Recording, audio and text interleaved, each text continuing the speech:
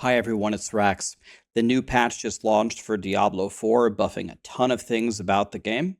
So the first thing that I tried was Whirlwind Barb, and I have to say, I think there's a new sheriff in Diablo 4. I think that this is probably the best leveling build in the entire game. And some of the people that have been testing it in the end game, the super end game like the pit, they say it's godly there too. So they did a massive buff to Whirlwind and Gores and the Whirlwind Dust Devils, and that last part is the part that I'm focusing on, is the Dust Devil piece. So I put together a barb. There are no uniques. There's no master working. There's almost no greater affixes on my gear, and I did a speed run 1 to 100. Now, the moment that I started my speed run, something funny happened. Blizzard disabled the Holy Bolt Elixir, which is a pretty massive buff to doing these runs. So I had to do it without the Holy Bolt Elixir, which is just going to detonate the events. But this build doesn't matter. Absolutely crushed everything. And I still did it in under 4 hours with no Holy Bolt Elixir.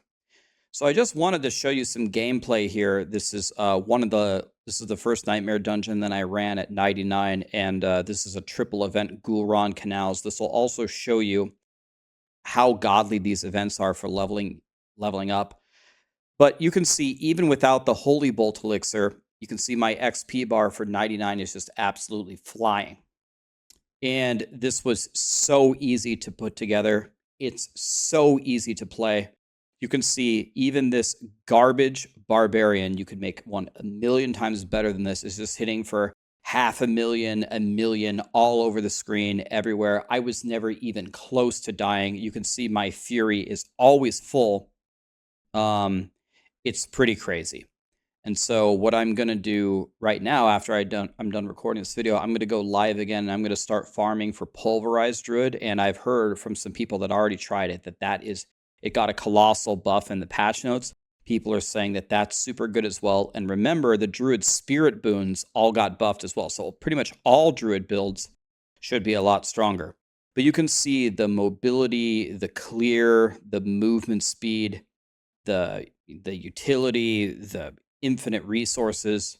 This build is absolutely crazy. So, of course, the number one question is going to be, do you have a planner? Here you go. So it's almost identical to Double Swing Dust Devils. There are a couple of decisions that you could make differently, though. First of all, the Fury problem is so easily solved because Whirlwind inherently, you get 1 Fury every time you hit an enemy, 4 Fury when you hit elites, and then with all of the same resource rolls and then using Umbral and Vocalized Empowerment, you essentially have infinite Fury all the time, which kind of negates the entire idea of using lunging strikes. You could probably take it off your bars and probably take a 3rd shout. That could be a possible improvement. Another thing about this build is Whirlwind itself doesn't really do any damage. So you could take all of this out and put it somewhere else. Like you could max Rallying Cry, or you could max Charge, you could max War Cry, whatever you want. But honestly, the mobility was so good because I'm always whirlwinding. It's just letting me AoE and clear every room that I enter. I actually didn't use charge very much unless there was a huge stretch with no monsters in front of me. But anyway, pretty much all I did was I moved the double swing skills over to Whirlwind, and we absolutely want Furious Whirlwind. When we use a slashing weapon, it also applies 40% of its base damage as bleeding.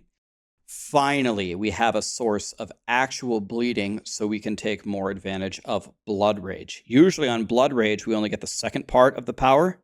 Now we can get both parts of the power. That's why you have to make sure if you set in your technique slot or your arsenal system for Whirlwind to use the dual wield. That's why you have to make sure one of them is a slashing weapon. Otherwise, you have to put it on your two-handed slasher if you have 2 maces or something. But finally, we can take advantage of that. About the only other thing of note here is Call of the Ancients is both good and bad. The good thing about Call of the Ancients is it gives you much more coverage in the events, which is like the most important thing. Let me go ahead and move myself back to where I belong here. So it gives you much more coverage for the events, which is super important. The extra Fury generation that I would use this for on Double Swing doesn't really apply. Never really ran out of Fury ever, at least once I got to World Tier 4. But the annoying thing about Call of the Ancients is while you're whirlwinding, if you cast it, it stops you from whirlwinding for a bit. And I actually found this very annoying. So maybe it's time in this build to switch Call of the Ancients to Wrath of the Berserker, because Wrath of the Berserker also gives you 20% movement speed, which is pretty nice for moving through any dead areas in the dungeons.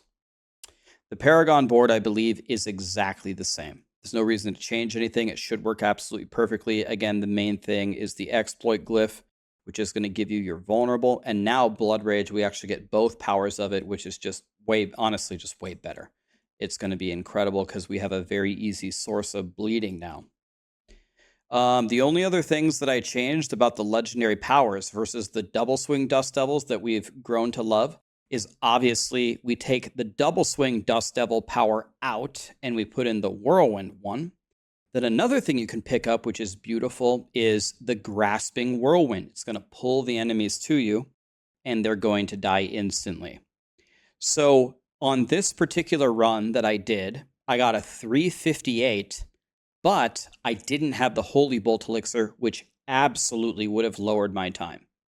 So I believe if I had the Holy Bolt Elixir, if I went again, I believe this would be my fastest time I've ever done. I think you could do like maybe a 320 or lower on Whirlwind Barb. No uniques allowed. No masterworking, nothing.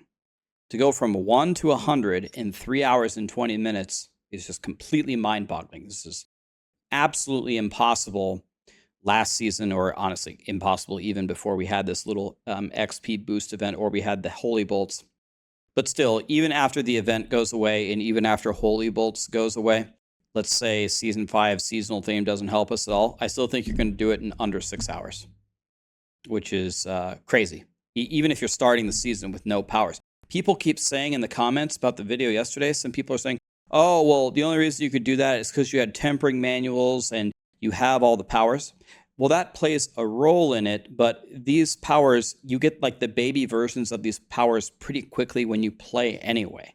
So yeah, it would slow you down a little bit, but remember, in this speed run, I'm doing nightmare dungeons where the monsters are 30, 40 levels higher than me. If you just have the baby powers or you don't quite have a complete build, just turn it down. Turn it down to plus 20, plus 15, plus 10. The XP loss between plus 40 and plus 10 is almost zero. I tested, the base monster XP goes up by a little bit, but not by much. You would barely be slower as long as you could solve your movement speed and your resources. Trust me, I think this was my 23rd 100 this season. I've been speed leveling a lot. I've made a lot of spreadsheets. I've been testing this stuff a lot. Trust me. Anyway, I mean, that's it. The Whirlwind Barb is crushing leveling, and the people that I've heard trying it in the pit, absolutely crushing. People are throwing their Uber Uniques on there like their grandfather. People are trying Ramalodnies. People are trying Gores, all this different stuff. They're saying it's working very well. So it's very exciting. Tomorrow we'll try Pulverize. Let's see what happens. Thank you.